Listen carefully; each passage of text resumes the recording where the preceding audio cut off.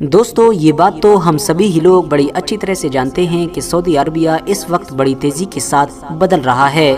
صرف پچھلے کچھ سالوں کے اندر ہی سعودی عربیہ میں جس طرح کے کچھ بڑے بڑے بدلاؤ ہوئے ہیں، ان کے بارے میں آج سے لگ بھگ 20-30 سال پہلے تک کوئی عام انسان سوچ بھی نہیں سکتا تھا۔ حالانکہ اس بات سے بھی انکار نہیں کیا جا سکتا ہے کہ وقت کے ساتھ بدلاؤ بھی ضروری ہوتا ہے، ورنہ ایک انسان یا پھر ایک ملک وقت سے پیچھے رہ جاتا ہے۔ مگر حیرانی کی بات تو یہ ہے کہ سعودی عربیہ میں بدلاؤ کے نام پر جس طرح کی چیزیں کی جا رہی ہیں، ان میں سے زیادہ تر چیزیں ایسی ہیں کہ جو نہ صرف پوری دنیا کے زیادہ تر مسلمانوں کو حیران و پریشان کر رہی ہیں، بلکہ ان کو پسند ہی نہیں آ رہی ہیں، اور وہ لگاتار ان چیزوں کو لے کر گورنمنٹ کے اوپر انگلیاں اٹھا رہے ہیں اور گورنمنٹ سے ان پر روک لگانے کی مانگ کر رہے ہیں۔ اور اسی طرح کی ہی بہت ساری چیزوں میں سے ایک جو سب سے اہم چیز ہے، وہ دراصل مکہ شہر کی اتہاسک قیمتی چیزوں کا ختم ہونا ہے۔ حجاز مقدس کہ جہاں پر آخری پیغمبر یعنی حضرت محمد صلی اللہ تعالی علیہ وسلم اور ان کے صحابہ کی قبریں، ان کے گھر، ان کی بہت ساری قیمتی نشانیاں موجود ہیں، ان سبھی کو اسمارٹ اور ترقی یافتہ شہروں کے ڈیولپمنٹ کے نام پر نہ صرف ختم کر دیا گیا ہے، بلکہ جن چیزوں یا پھر یہ کہیے کہ جن جگہوں کے ساتھ ان کو بدلا گیا ہے،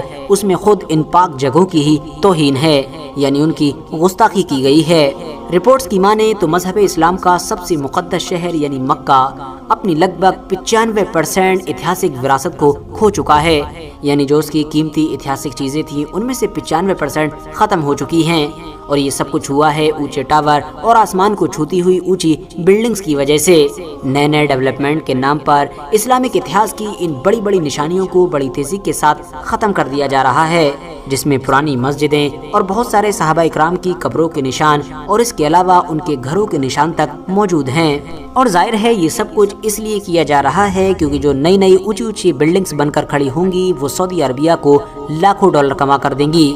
حالانکہ ہم سبھی جانتے ہیں کہ دوسری سائیڈ میں جو اسلامک اتہاسک نشانیاں ہیں وہ بھلا سعودی عربیہ کو کچھ بھی کما کر نہیں دینے والی ہیں، اور ظاہر ہے سعودی عربیہ یہ سب کچھ اپنے ویژن 2030 کے لیے کر رہا ہے، اور اس کا اثر ہم پہلے ہی جدہ اور ریاض جیسے شہروں میں دیکھ چکے ہیں، جہاں پر اب نہ صرف بہت سارے بڑے بڑے میوزیکل شو ہوتے ہیں بلکہ ساتھ ہی ساتھ نائٹ کلب، بیچ اور اس طرح کی بہت ساری چیزیں بھی اوپن ہو چکی ہیں۔ ظاہر ہے محمد بن سلمان تو خود اپنے انٹرویوز میں یہ بات کہتے ہی رہتے ہیں کہ وہ بہت جلد ہی سعودی عربیہ کو دوسرا یوروپ بنا دیں گے، یعنی دنیا کے وہ سارے لوگ کہ جو چھٹیاں پڑنے پر یوروپ گھومنے کا پلان بناتے ہیں وہ دراصل آنے والے دنوں میں یوروپ کی جگہ سعودی عربیہ کا پلان بنائیں گے، کیونکہ جن ساری چیزوں کی خواہش اور امید وہ یوروپ سے رکھتے ہیں وہ ساری چیزیں تو ان کو سعودی عربیہ میں ہی پرووائڈ کرائی جائیں گی، اور ظاہر ہے اس مشن پر بڑی تیزی کے ساتھ کام ہو ہی رہا ہے۔ سعودی گورنمنٹ مکہ کی اتہاسک چیزوں کو دھیرے دھیرے ختم کر رہی ہے، یہ تو اپنے آپ میں ایک اہم بات ہے ہی، مگر اس سے بھی زیادہ حیرانی کی بات یہ ہے کہ کوئی بھی انسان ان ساری چیزوں پر بات ہی نہیں کرتا ہے۔ حضور اکرم صلی اللہ تعالی علیہ وسلم کا وہ گھر کہ جس میں 570 عیسوی میں وہ پیدا ہوئے تھے، اس گھر کو نہ صرف ختم کیا گیا بلکہ اس کو جانوروں کی منڈی میں بدل دیا گیا تھا، مگر بعد میں جب مکہ کے لوگوں نے اس کے خلاف آواز اٹھائی اور اس معاملے کو لے کر گورنمنٹ کو کرٹیسائز کرنا شروع کیا تو گورنمنٹ نے لوکل لوگوں کے دباؤ میں آ کر جانوروں کی منڈی سے پھر اس کو ایک لائبریری میں بدل دیا۔ مگر اب سوال یہی ہے کہ آخر اتنے بڑے شہر میں منڈی کے لیے یا پھر لائبریری کے لیے اس خاص جگہ کے علاوہ ان کو کوئی دوسری جگہ نہ مل سکی؟ اتنا ہی نہیں دوستو، آخری پیغمبر یعنی حضرت محمد صلی اللہ تعالی علیہ وسلم کا وہ مقدس گھر کہ جس میں وہ مکہ سے مدینہ کی طرف ہجرت کرنے کے بعد ٹھہرے تھے، اس کو بھی پوری طرح سے گرا دیا گیا ہے۔ یہ نبی اکرم صلی اللہ تعالی علیہ وسلم کے سب سے قریبی دوست اور اسلام کے پہلے خلیفہ یعنی حضرت ابو بکر صدیق رضی اللہ تعالیٰ عنہ کا گھر ہے، جس کو اب گرا کر ہلٹن ہوٹل کی ایک عظیم الشان بلڈنگ میں بدل دیا گیا ہے، جس کو آپ لوگ آسانی کے ساتھ اسکرین پر بھی دیکھ سکتے ہیں۔ RH نیٹ ورک کے نالجبل فرینڈز، یہ نبی اکرم صلی اللہ تعالی علیہ وسلم کی پہلی وائف یعنی بی بی حضرت خدیجہ کا گھر ہے۔ یہ وہی گھر ہے کہ جس کے اندر قرآن کی کچھ آیات بھی نازل ہوئی تھیں۔ اتنا ہی نہیں، آپ کی 4 بیٹیاں یعنی کہ زینب، رقیہ، ام کلثوم اور بی بی فاطمہ کے ساتھ ساتھ آپ کے بیٹے قاسم بھی اسی گھر کے اندر پیدا ہوئے تھے۔ کیا آپ جانتے ہیں کہ اس گھر کے ساتھ کیا کیا گیا؟ دوستو پہلے تو اس گھر کو گرایا گیا اور بعد میں یاتریوں کے لیے اس جگہ کو بیت الخلا میں بدل دیا گیا، یعنی کہ ٹوائلٹ کے یوز کے لیے۔ مسلم اتہاس کا پہلا اسکول کہ جس کو دار ارقم کہا جاتا ہے اور جہاں پر نبی اکرم صلی اللہ تعالی علیہ وسلم اپنے صحابہ کو قرآن سکھایا کرتے تھے، اس جگہ کو بھی اب مسجد حرام کی توسیع میں ختم کر دیا گیا ہے۔ जंग उहद के टाइम में जैसा कि आप सभी लोगों ने भी पढ़ा होगा कि नबी अकरम सल्लल्लाहु अलैहि वसल्लम के दंदान मुबारक यानी कि दांत शहीद हो गए थे। उन दांतों को जहां पर दफनाया गया था उस जगह को भी हमेशा से ही एक निशानी के तौर पर याद रखा गया था, मगर अब उस निशानी को भी हमेशा हमेशा के लिए खत्म कर दिया गया है। जमजम के कुएं के ऊपर मौजूद मेहराब हो या फिर बैतुल हुज़न, वही बैतुल हुज़न के जो मदीना शहर के बकी कब्रिस्तान में मौजूद एक टूटी हुई इमारत है कि जहां पर हजरत बीबी फातिमा नबी अकरम सल्लल्लाहु अलैहि वसल्लम की वफात के बाद अक्सर अपना वक्त गुजारा करती थीं। यहाँ पर इबादत किया करती थीं और नबी अलैहिस्सलाम को याद किया करती थीं। यहाँ पर एक कमरा हुआ करता था कि जिसके ऊपर गुम्बद हुआ करता था। इस गुम्बद को भी बाद में ख़त्म कर दिया गया क्योंकि शिया मुसलमान इसको हद से ज़्यादा मुक़द्दस समझकर इसकी ज़ियारत करने के लिए आया करते थे। पूरी दुनिया के इंसानों की माँ यानी कि बीबी हव्वा की कब्र के जो जिद्दा में हुआ करती थी उसको भी कंक्रीट की दीवारों के जरिए से पूरी तरह से कवर कर दिया गया है। पैगम्बर हज़रत मोहम्मद सल्लल्लाहु अलैहि वसल्लम के वालिद यानी कि उनके फादर हज़रत अब्दुल्ला की कब्र के निशानों को भी ख़त्म कर दिया गया है। इसके अलावा नबी अलैहिस्सलाम के चचा यानी कि हज़रत हमजा के नाम की जो मस्जिद हुआ करती थी और जो उनका घर हुआ करता था उसको भी सऊदी गवर्नमेंट की तरफ से हटा दिया गया है। सिर्फ इनकी कब्र के ही चारों तरफ मामूली सी कुछ निशानियां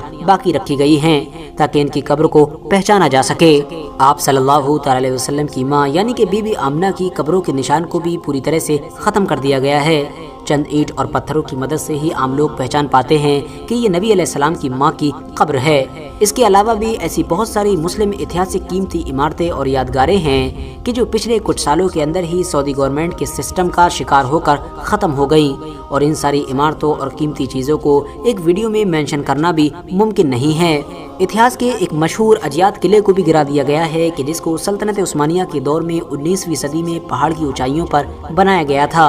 और ये सल्तनत उस्मानिया ने इसलिए बनवाया था ताकि मस्जिदुल हराम की अच्छी तरह से हिफाजत की जा सके और ऊपर से इसके ऊपर निगरानी की जा सके। हालांकि दोस्तों सऊदी अरबिया के लोकल लोग भी इस चीज़ को बड़ी अच्छी तरह से समझते हैं और इन सारी चीज़ों को लेकर बहुत ज़्यादा परेशान भी रहते हैं, मगर जाहिर है हुकूमत के सामने वो लोग कर भी क्या सकते हैं। इंटरेस्टिंग बात यह है कि एक तरफ सऊदी अरबिया यूरोप को कॉपी करते हुए मॉडर्नाइज तो हो रहा है और उसकी देखा दुखी ऊंची ऊंची बिल्डिंगें तो बना रहा है, मगर वो यूरोप से ये नहीं सीख रहा है कि आखिर अपनी ऐतिहासिक विरासत की हिफाजत कैसे की जा सकती है और हमको अपनी ऐतिहासिक चीज़ों के साथ क्या सलूक करना चाहिए।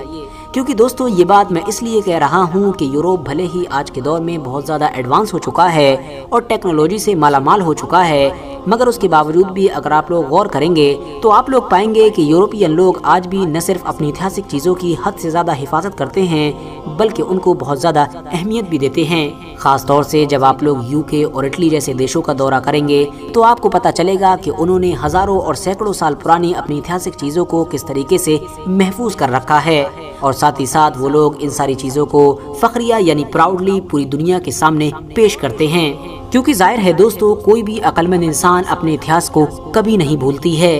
क्योंकि अगर तुम चाहते हो कि इतिहास तुम्हें याद रखे तो तुम अपना इतिहास हमेशा याद रखो। सल्तनत उस्मानिया के तुर्क हुक्मरानों ने भी मक्का और मदीना जैसे पाक शहरों पर एक लंबे वक्त तक राज किया था। उन लोगों के दौर में भी मक्का और मदीना शहरों में बड़ी बड़ी तामीरात हुई, बहुत सारी नई नई चीज़ों को डेवलप किया गया, मगर उसके बावजूद भी उन्होंने कभी भी ऐतिहासिक चीज़ों के साथ कोई छेड़खानी नहीं की, बल्कि उनके दौर में तो मक्का और मदीना का जिस तरह से एहतराम किया जाता था उसकी मिसालें दूर दूर तक नहीं मिलती। फिलहाल दोस्तों आज की अपनी वीडियो को हम यहीं पर ख़त्म करते हैं। वीडियो पसंद आने पर न सिर्फ वीडियो को लाइक करें बल्कि अपने फ्रेंड्स के साथ भी ज़रूर शेयर करें, और इसी तरह की नॉलेजेबल और हिस्टोरिकल वीडियोस हमेशा देखने के लिए हमारे इस चैनल को सब्सक्राइब करके साथ ही में बेल आइकन को भी प्रेस कर दें।